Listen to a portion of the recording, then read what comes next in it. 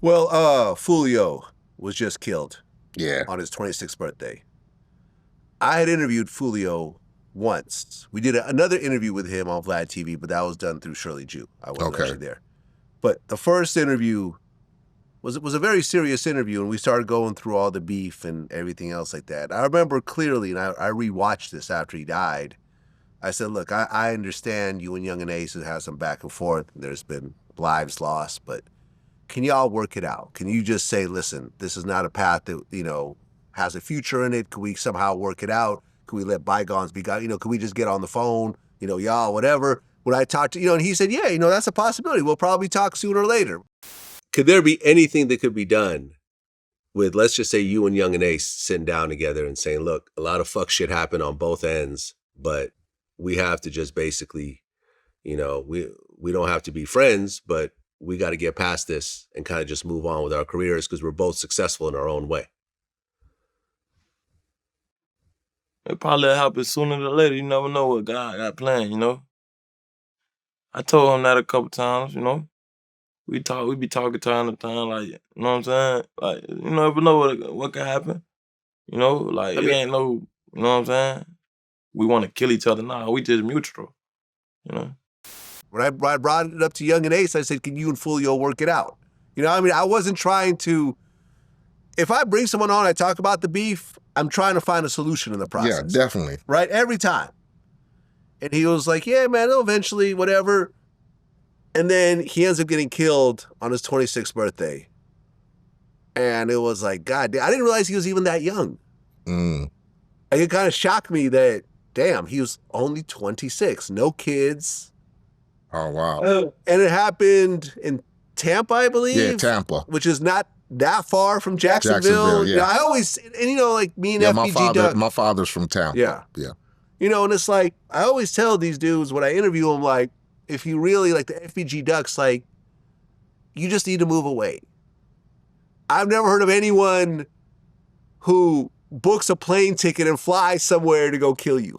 Exactly. I've never heard of this. It's always crimes of opportunity. It's always within driving distance, a social media post, a IG Live or something, and they're usually within a quick drive there and back. But he decided to stay in Florida. Right. And you've talked about this. What did you think when you heard the news? Didn't know him personally, but you start trying to hip yourself to these rap beefs nowadays. There's one that we tried to follow. Him and Young and Ace was beefing. I knew they were from Jacksonville. Yeah. I watched a lot of their videos, listened to a lot of their songs. They really were going back and forth with each other. Yeah. A lot of smoking on dead Opps. And then what I've noticed is a lot of those beefs they used to fuck with each other sometimes, a lot of those beefs. Yeah. Different crew members used to fuck with each other, school days or whatever. Some misunderstandings turn into just, we finna just start killing these niggas. I thought it was unfortunate because, like I said, you try to do this rap thing to basically promote yourself to a better life, right? You want to be in a position to where you can make money, live comfortably. That's what the outlook of it is. The youngsters just don't know how to handle the hip hop game right now. Because a lot of them are turning it into the personal neighborhood beef scale. You get me? You got to learn how to stop broadcasting too. Oh yeah, because he was announcing that he was having a party. Yeah, he's like, DM me for the address. You don't know who the hell's DMing you. Yeah, you got to start learning how to move a little differently. And I guess they want to be known as, I'm out here. I'm outside. I'm outside. We ain't hiding. But as many guns you got, the opposition got them too. All it takes is one bullet. And when you know it's that serious to where a nigga really want to kill you, maybe you have to think about not being the tough motherfucker. You get me? Toughness don't get you nowhere. Toughness will get you put in the ground, really. Well, look, after that happened, I sat down and I made a list of all the people who were killed violently that I interviewed. 19 people. Yeah, that's a lot. Jimmy Wapo, 21. Doe B, 22. Jay the Youngin, 24. BTB Savage, 26. FBG Duck, 26. Foolio, 26. Mo 3, 28.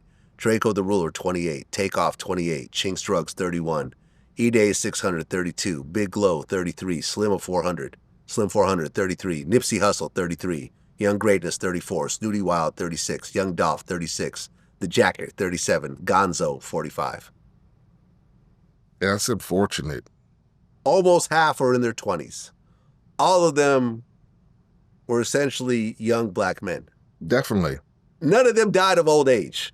No. I can imagine if I'm naming a bunch of 80 and 90-year-olds that are just dying off from Alzheimer's. No, that just goes to show how unfortunate our music is tied into street reality, you know? Yeah, they all got shot except for Draco, who got stabbed. Right. Our life in this hip-hop music is martyred by street reality, man. You get me? Because so many dudes want to prove their worthiness to the motherfucking neighborhoods and to the block and the image that is portrayed on the record. You get me?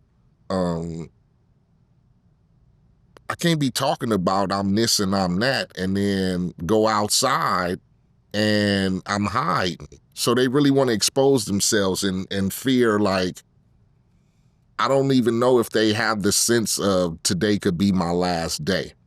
Because when you beefing as seriously that some of those dudes you were now some of them you expected. You know, we didn't expect Nipsey to be killed by, you know, one of his, you know, one of his own. Yeah. We would have never in a million years expected that, because, you know, Nips was cool with everybody that we thought. Yeah. You feel me? You know, but then some of them you look at it like, okay, not to say that one exactly has something to do with the other, but, you know, FBG Duck dropped a song called Dead Bitches that dissed all his enemies' and we saw dead that. friends.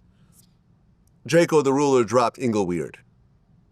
Definitely. That definitely did not stop the process of people hating him. No, you know what I mean? It's just going to fuel the fire. It's going to fuel the fire of a whole city. But if that's the role you want to take because you're feeling like it's what I have to do, then you have to know that you're putting yourself in a line of fire. Yeah. You get me? Young Dolph had I think mixtape called Bulletproof. I saw that. After his car got shot up, I think. Yeah.